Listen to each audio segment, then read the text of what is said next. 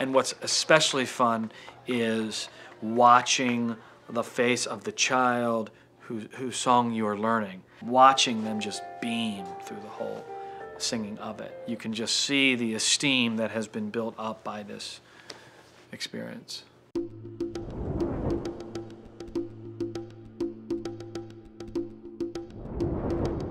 The cultural arts program is a great opportunity for the students to explore, hands-on projects, things that we might not be able to do or have time to do in our own classrooms. One of the things that became very important to us was that we would establish residencies here where artists or artist groups that came into the schools would spend at least 6 weeks here or 6 sessions here, as opposed to just coming in for one particular show. I think that it's quite important for the students to learn the creative process, because I think that life is led in creatively. I think Sue was saying earlier that it's about empowerment, and that the whole visual arts program, cultural arts program, is about empowering them. For me, it's mostly experience, because when I draw my art, I use my imagination to stuff that I can see and stuff that already happened. At this point, we also have a wonderful relationship with the University of the Arts, which is not that far from us. And we send 30 children a semester to the Saturday program from 10 to 1 o'clock, so that those children who really have the passion for the visual arts can increase their skills and increase their experiences in those areas. I found them talent that I could draw, because I never liked drawing, but now, since I've experienced the University of the Arts and cultural arts, now I think I could draw. I have 3 sketchbooks at home, and I draw in them. I draw in anything I see. Like, if I see something, I would draw like still life. It's the day-to-day things. When I hear another child say to a classmate, "I really like your painting," as opposed to might have happened years ago, "Oh, I don't like that particular color."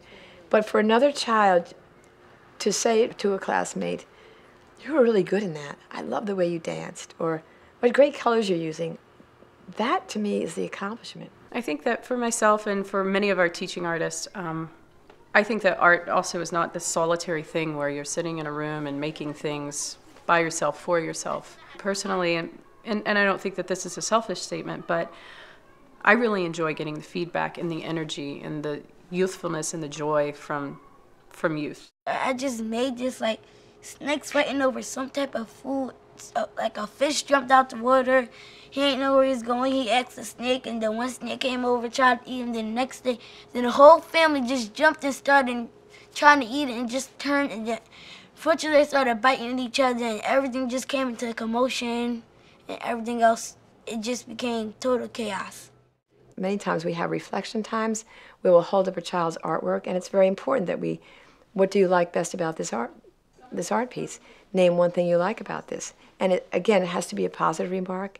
Again, we all need to be listening, because it's someone else's turn, not our own. And these are the skills that I hope that the kids will take with them, that we're respectful of one another, we're respectful of their artwork, we're respectful of their music. This is cultural arts, not the performing arts. So it's not primarily to prepare kids to perform. However, over the years, we've realized that performance is an important aspect to a child's experience of themselves and really important to the school.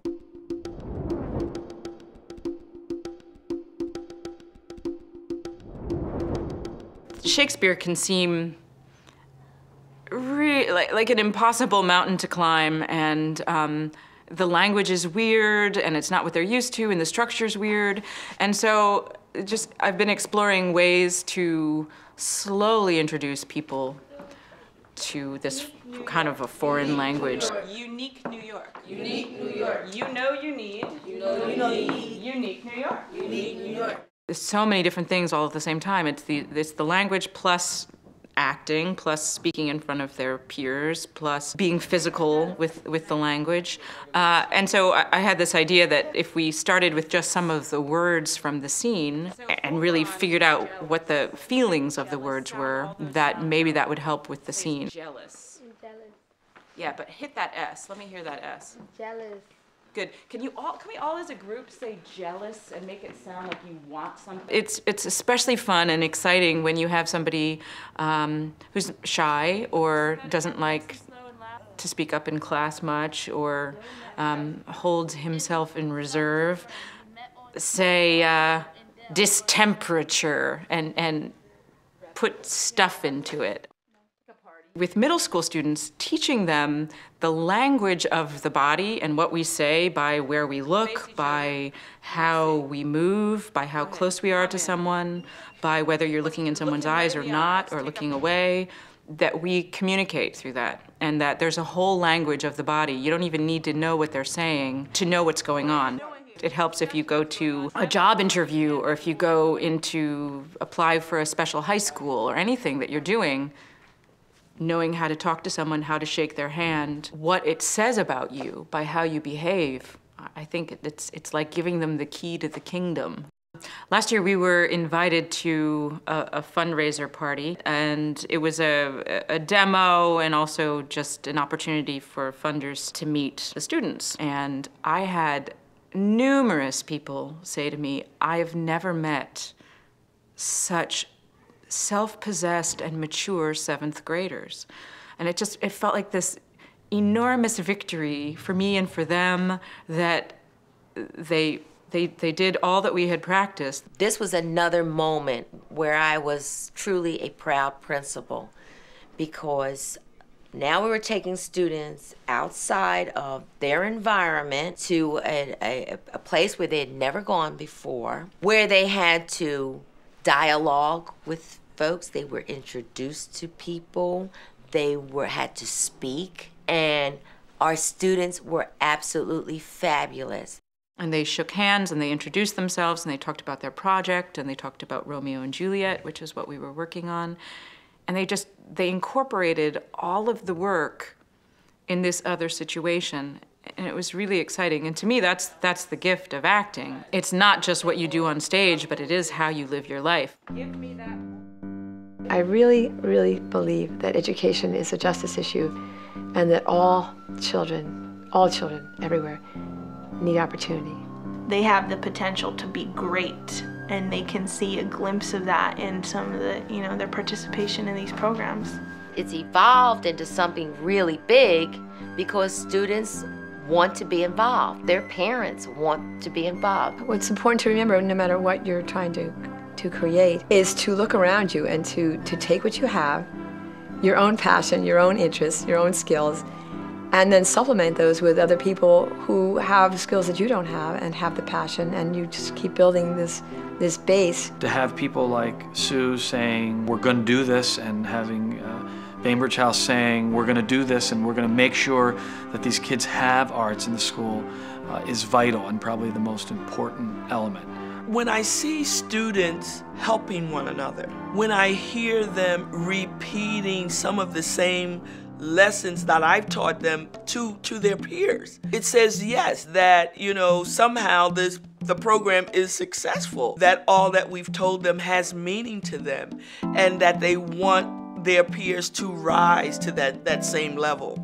In creating this program and creating a space that I hope is beautiful for the children to come into, even though we don't cover everything that's here and on the walls and all these artifacts speak about each one of them, it is my hope that the good feeling and the beauty will wash over them, and that they'll feel like they're artists, and will also be aware of the many cultures in the world that exist, and that will be respectful of these cultures, and that somehow we'll bring a little bit of peace to the world, that we'll be understanding of other people who may look different than we are, or who may wear different clothes.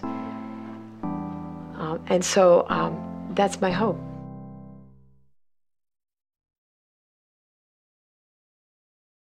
Hear that beat so we don't get too fast and we have time to do all that we need to do on the melody. Now, softly. Somebody's getting fast. Softly. Here we go. We're going to go right through the whole thing. Ready, Bonnie?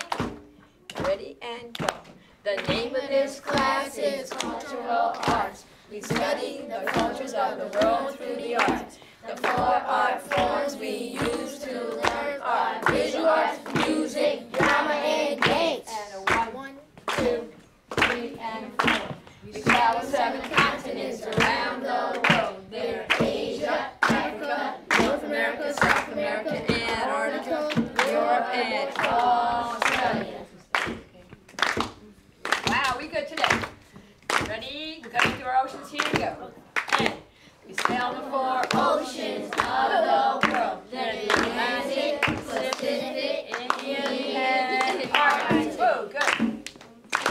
happy, 3 and 4. Get ready for the C's, guys. Ready?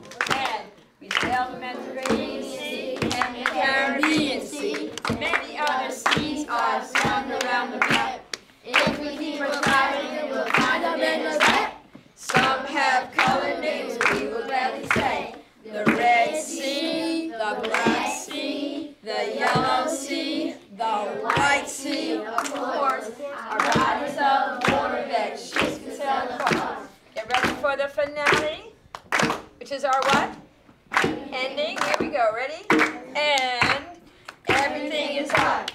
Everything is art. We are all artists. We are all artists. Art tells a story. Art tells a story.